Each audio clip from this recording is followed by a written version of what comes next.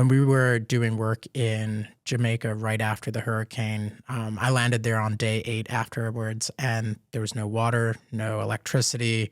The roads were still covered. A lot of communities could only be reached by helicopter. Mm. There was no telecommunications across a third of the island.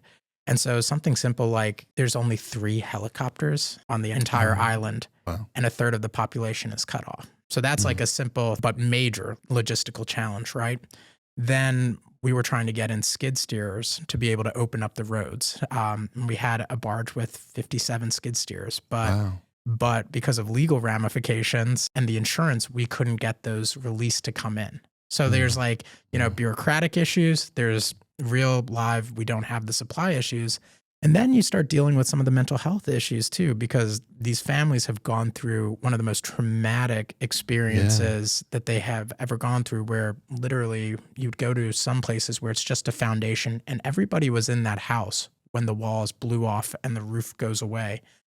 And now every time those kids hear rain, they're terrified, right? Mm. Because it was the rain, the tapping of the rain on the roof Right. before that all happened, and it rains every day there. So how do you go through and help folks just sort of heal from that Yeah. trauma? And I think those are like the types of logistics. And I think that's where I think the power of partnership comes in, right? Because we don't have to solve every major challenge there, Right. but having relationships helps that because you know who you can bring in who can do that mental health therapy. Or, if these roads are bulldozed, is there a private sector company that owns their own machines that we can bring in to open up the roads there? Or are Right. there, touring companies in other parts of the Caribbean that can send their helicopters over to help close the gap? And so all of it comes down to the power of relationship. Yeah.